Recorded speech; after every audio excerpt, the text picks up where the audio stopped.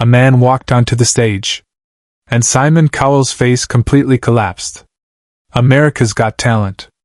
The Pasadena Civic Auditorium. Another Tuesday night of auditions.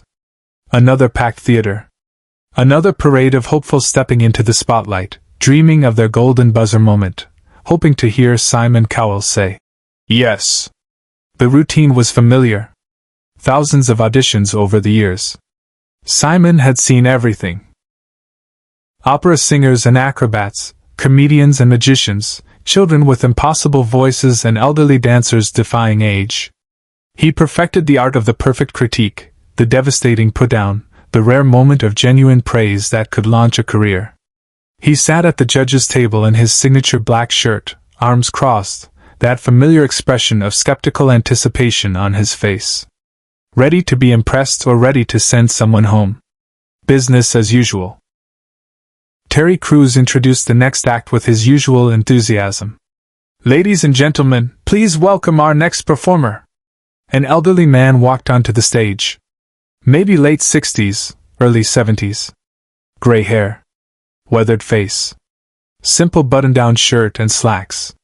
He carried a cane, moving slowly but with quiet dignity. Nothing flashy. Nothing that screamed, "Talent show contestant." He reached center stage and stood under the spotlight. Simon glanced at his fellow judges. How he shrugged. Heidi smiled encouragingly. Sophia leaned forward with interest. Just another audition. The man cleared his throat. His voice, when it came, was steady but carried the weight of years. "Hello? My name is David Mitchell.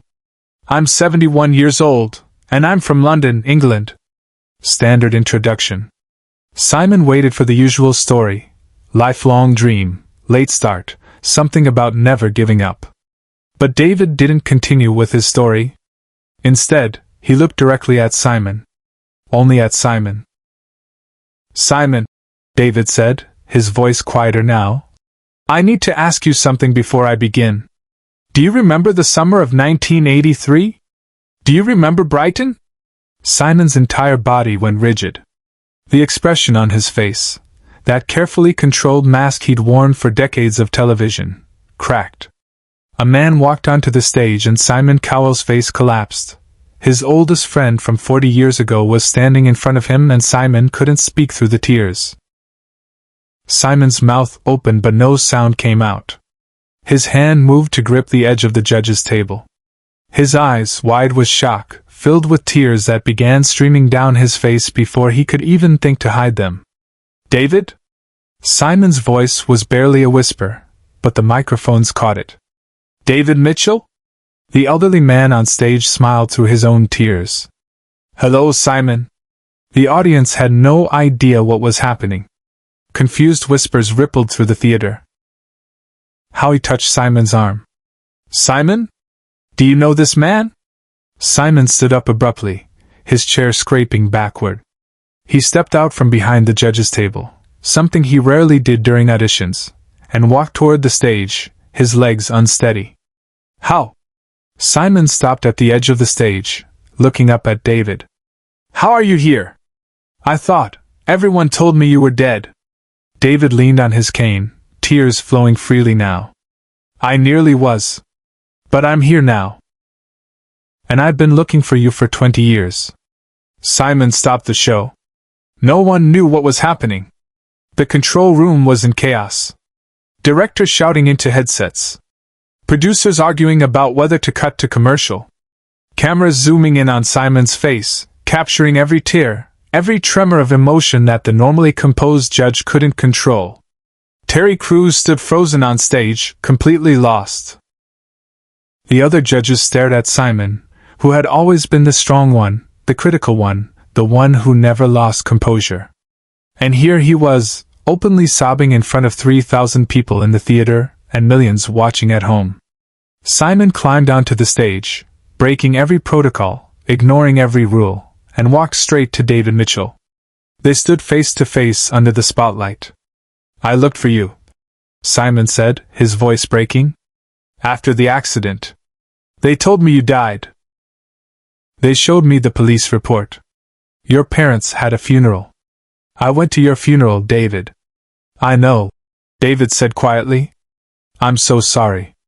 I'm so sorry you thought I was gone. Simon reached out and pulled David into an embrace. The elderly man dropped his cane, wrapping his arms around Simon, and they stood there on the America's Got Talent stage while the audience watched in stunned silence, witnessing something that transcended entertainment. To understand what was happening, you need to understand what happened in 1983. Simon Cowell wasn't always Simon Cowell, global television mogul and music industry titan. In 1983, he was 23 years old, working at EMI Music Publishing, the lowest rung on the ladder, making tea and filing paperwork and dreaming of something more. He was also deeply lost. His father had just passed away from a heart attack.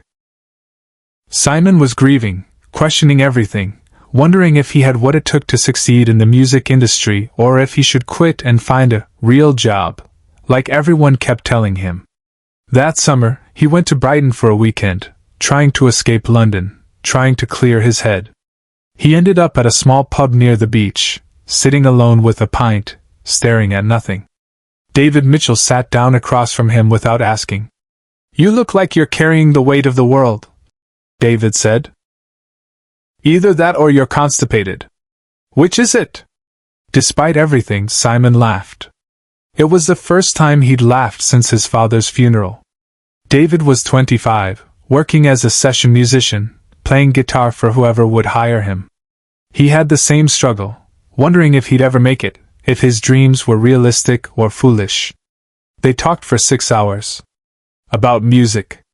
About dreams. About the fear that they weren't good enough. About grief. David's brother had died in a motorcycle accident 2 years earlier, and he understood loss. "You know what my brother told me before he died?" David said, already a few pints in, his voice thick with memory. "He said, don't waste your life wondering what if. Just bloody do it." "Easier said than done," Simon muttered. "Of course it is. But that doesn't make it wrong." They became inseparable that summer. Every weekend, Simon would drive to Brighton. They'd write songs together. David's guitar, Simon's instinct for melody. They'd argue about the industry, about talent, about what made someone special. David pushed Simon to be more confident, more bold. Simon pushed David to be more disciplined, more focused. "You're going to be massive someday," David told him one night as they sat on the beach, passing a bottle of cheap wine back and forth. "You see things other people don't. You're not afraid to tell the truth. And you're going to write songs that matter," Simon replied. "You've got something real." They made a pact that August night. 10 years. They'd give themselves 10 years to make it in music. And no matter what happened, no matter where life took them, they'd find each other in 1993 and compare notes. See who'd made it. Celebrate or commiserate together. "Deal," David said, shaking Simon's hand. 1993. The Ship-In, right here in Brighton. August 15th. Don't forget. "I won't forget," Simon promised. 3 weeks later, David was driving back to London after a gig. It was late, raining, the roads slick. A truck ran a red light. The accident was catastrophic. David's car was completely destroyed. The police called David's parents in the middle of the night. Simon got the call the next morning. David's mother, her voice destroyed by grief. "He's gone. Our David is gone."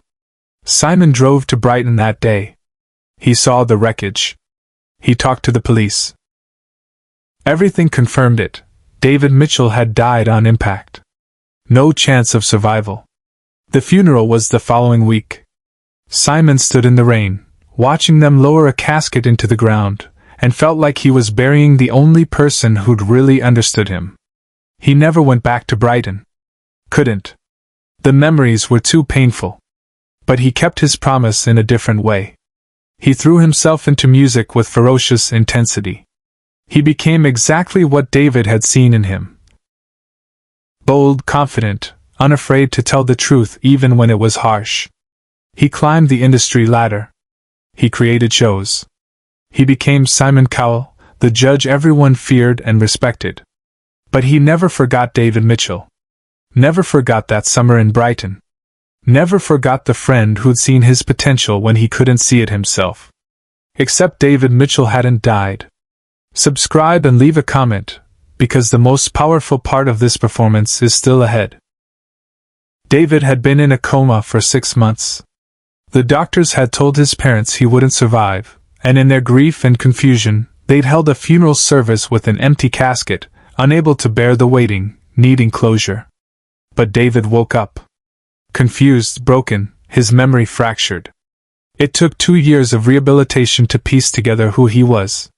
Physical therapy to walk again. Speech therapy to talk again. And when his memory finally returned, when he finally remembered Simon and Brighton and that summer, he tried to find him. But by then, it was 1987. Simon had changed addresses. Changed phone numbers. EMI had no forwarding information. David's own parents had passed away, and he had no way to track down the friend who thought he was dead. He'd tried everything over the years. Private investigators. Social media when it came along. But Simon Cowell was too common a name until suddenly it wasn't, until Simon became famous, until his face was everywhere, until David was watching television one night in 2005 and saw his old friend sitting at a judge's table on a show called The X Factor. "That's Simon," David had whispered to himself, tears streaming down his face. "That's my Simon." He tried to contact the show. Left messages. Sent letters. But they never reached Simon. Filtered out by producers and assistants who got thousands of fan letters every week. So David waited. And when America's Got Talent announced open auditions in Los Angeles, David, now 71, his body worn by the accident and decades of recovery, bought a plane ticket from London. He didn't come to perform. He came to find his friend. Backstage, producers were begging him to continue, but he didn't.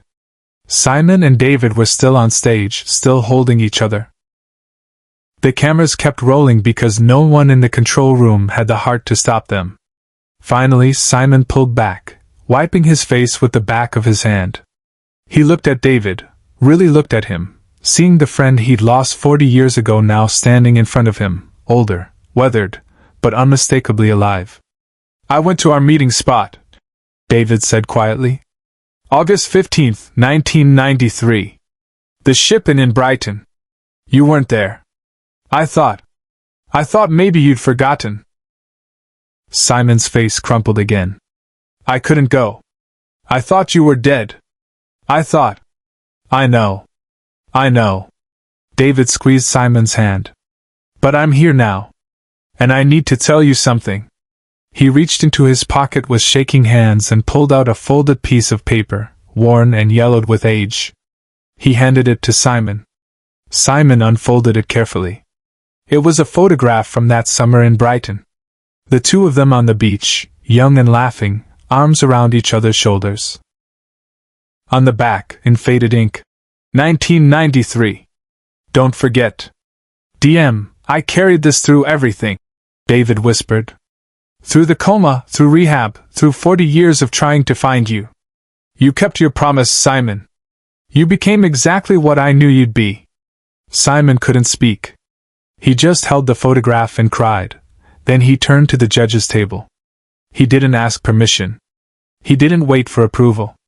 He walked straight to the golden buzzer and slammed his hand down.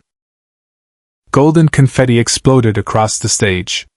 The audience erupted, not in celebration, but in catharsis. Everyone was crying. Howie, Heidi, Sophia were on their feet, tears streaming down their faces.